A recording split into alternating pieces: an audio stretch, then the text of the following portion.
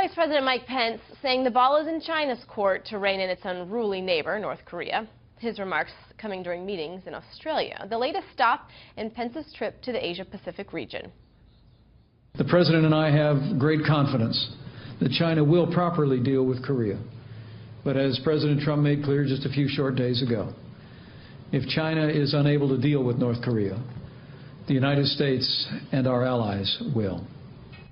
China, as well as Russia, have moved military resources to their borders with the Hermit Kingdom. So let's bring in Heritage Foundation Senior Research Fellow for East Asia Studies, Dean Chang. Thank you so much for joining us, Dean. Thank you for having me. I want to get your reaction first to the military movement. It's sort of a show of force, not really unusual. The United States does it, a number of countries does it.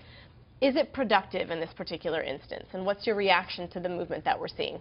Well, as we're watching all of the major players moving forces around North Korea, on the one hand, it is hopefully a reminder to Kim Jong-un that he truly is isolated.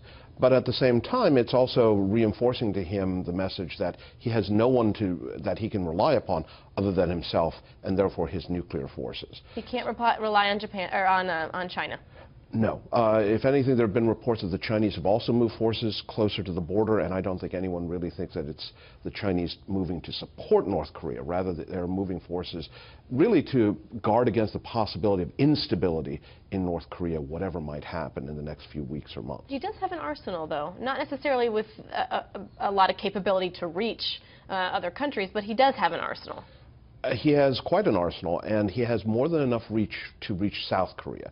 This is one of the great problems in any effort to deal with North Korea, is that North Korea literally has Seoul, the capital of South Korea, the largest city, the center of its economic and industrial capacity, in its gun sights. The city of Seoul is literally within artillery range of the DMZ, of the demilitarized zone that separates North and South Korea. Okay, so when you talk about their arsenal, we talk about the show of military force with a number of countries. I want to ask you then, is the solution in any way military related, or is the solution in diplomacy? And what does that look like with this country? There's really not a lot of communication, so how do you conduct diplomacy? Well, I think that too many folks automatically sort of assume that that's the sum total of options, and there are a few other choices. One of the great myths out there is that North Korea is the most sanctioned country on earth. And in fact, until very recently, when this administration imposed sanctions on North Korean banks, we actually had more sanctions on Zimbabwe than we did on North Korea. So there's an array of financial sanctions that can still be placed against North Korean individuals and North Korean companies and, of course, the North Korean state. And there are secondary sanctions that we can place upon China, who is North Korea's main economic partner, to say, really, China, here's your choice. You can value the millions of dollars of trade you have with North Korea, or the billions of dollars of trade you have with the United States, with Japan, with South Korea, and with the rest of the civilized world. So why haven't we seen that yet? I think that part of it has been that we all sort of default to what can planes and tanks and aircraft carriers do. To give Mr. Trump some credit, the man is a businessman by training and by experience. He's more likely to think about financial tools first. Second of all is that when the one time we did try something like that back in 2005 against a North Korean bank, the North Koreans reacted very badly. And for whatever reason, everyone sort of said, okay, let's not go there again. Instead of saying, hey, if this hurts, maybe we should double the pressure. Does it behoove anyone to see a North Korea crippled economically? And I ask that because you talked about the relationship with China. So China does not want to see that. So when we talk about sanctions with North Korea, that doesn't just impact North Korea. No, that's absolutely right. China is, we, the U.S., South Korea, and Japan are worried about North Korean nuclear weapons because they're aimed at us. China is pretty confident North Korea's nuclear weapons aren't aimed at them.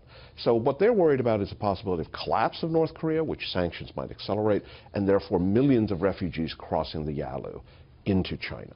So that's one of the reasons why they are very reluctant to act that way, and why at the end of the day, in a sense, it's up to us to sort of present that very stark choice of do something to North Korea or suffer economic sanctions, and whatever it is you choose to do, we need to at least acknowledge that it could have consequences that will affect China. Because I think part of what the Chinese are saying is, do you understand America?